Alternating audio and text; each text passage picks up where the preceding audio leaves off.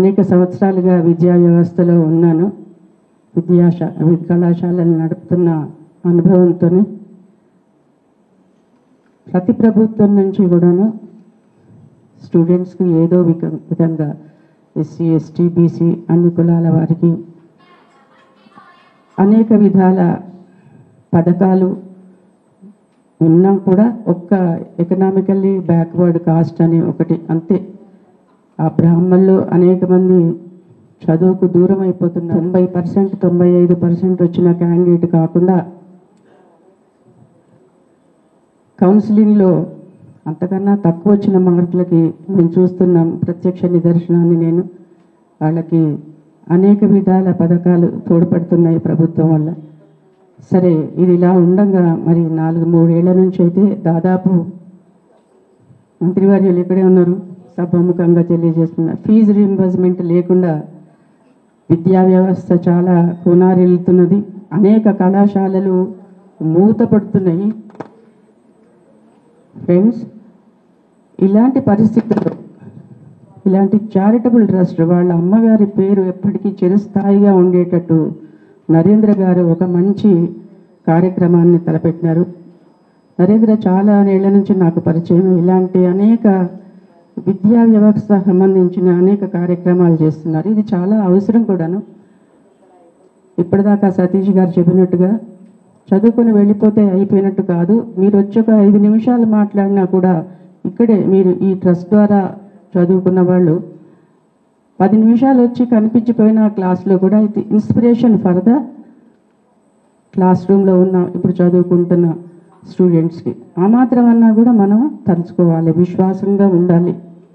Aluminium association చాలా అవసరం. ఈ ట్రస్ట్ ద్వారా వెళ్ళి గ్రాడ్యుయేట్స్ అయ్యి మంచి ఉద్యోగాలు నిలదొక్కున్న విద్యార్థులు మళ్ళీ తిరిగి రావాలి. మీరు కూడా, ఎందుకంటే ఎవరో ఒకరు హెల్ప్ చేస్తేనే కదా మీరు కంటిన్యూస్గా మీ చదువును కొనసాగించింది.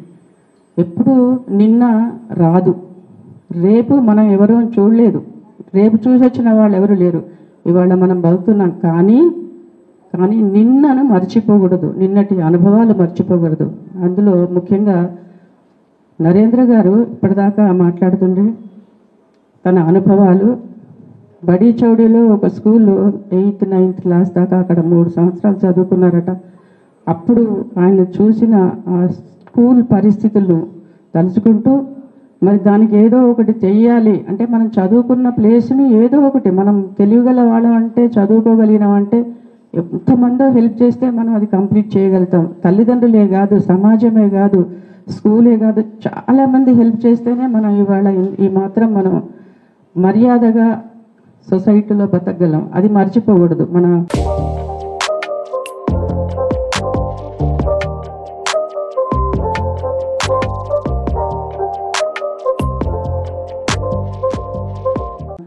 గతాన్ని మర్చిపోకుండా తిరిగి దానికి ఏదో ఒక సమాజానికి తిరిగి ఇవ్వాలనే ఒక మంచి ఆలోచన. నిజంగా మంచి పౌరులు వీళ్ళంతా. సంపాదన అందరూ సంపాదిస్తారు, కానీ దాన్ని మంచి కార్యానికి, ఆకలేస్తే అన్నం పెడితే అన్నం చాలా, అన్నదానం గొప్పదే కావచ్చు, కానీ ఆ అన్నాన్ని సంపాదించుకునే ఒక గొప్ప అవకాశం ఉద్యోగం, చదువు. అంతకుముందు మనం చిన్నప్పటి నుంచి చాలామందికి తెలిసిన పద్యం అదే, విద్య నిగూఢమగు విత్తము, విద్య నెరుంగని వాడు మర్చుడే, విద్య విదేశ బంధువు అని చాలాసార్లు మనం ఈ పద్యం చదువుకుంటాం. చదువు ఉంటే అది పెద్ద ఆయుధం ఎవరికైనా సరే.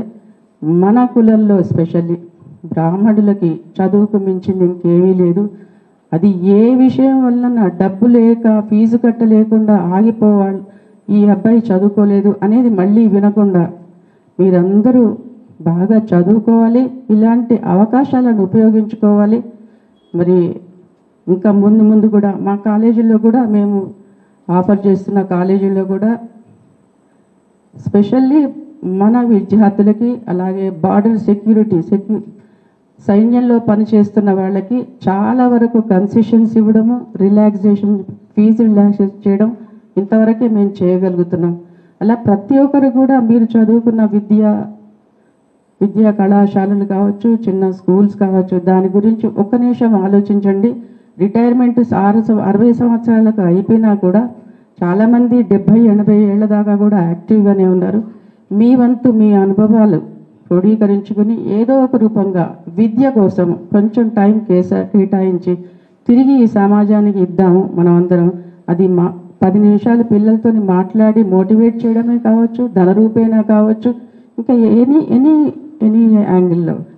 మరొకసారి నరేంద్ర గారిని శుభాకాంక్షలు తెలియచేస్తుంటూ ఇలాంటి మంచి కార్యక్రమాలు తలపెట్టినందుకు, అందులో అమ్మను జ్ఞాపకం చేసుకోవడం అంటే అమ్మను ఎప్పుడన్నా నాయనమ్మను అమ్మ నాయనమ్మ వీళ్ళందరూ మరి మనకి జీవితాన్ని ప్రసాదించిన వాళ్ళు, మన అస్తిత్వానికి కారణమైన వాళ్ళు వీళ్ళు.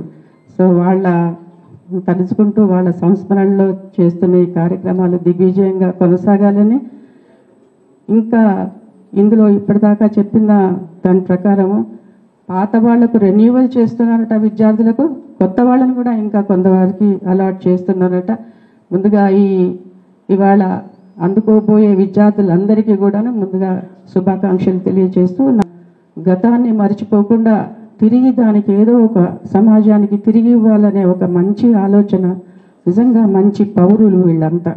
సంపాదన అందరూ సంపాదిస్తారు, కానీ దాన్ని మంచి కార్యానికి, ఆకలేస్తే అన్నం పెడితే అన్నదానం గొప్పదే కావచ్చు, కానీ ఆ అన్నాన్ని సంపాదించుకునే ఒక గొప్ప అవకాశం ఉద్యోగం, చదువు. అంతకుముందు మనం చిన్నప్పటి నుంచి చాలామందికి తెలిసిన పద్యం అది, విద్య నిగూఢమగు విత్తము, విద్య నెరుంగని వాడు మర్చుడే, విద్య విదేశ బంధువు అని చాలాసార్లు మనం ఈ పద్యం చదువుకుంటాం. చదువు ఉంటే అది పెద్ద ఆయుధం ఎవరికైనా సరే. మన కులంలో ఎస్పెషల్లీ బ్రాహ్మణులకి చదువుకు మించింది ఇంకేమీ లేదు.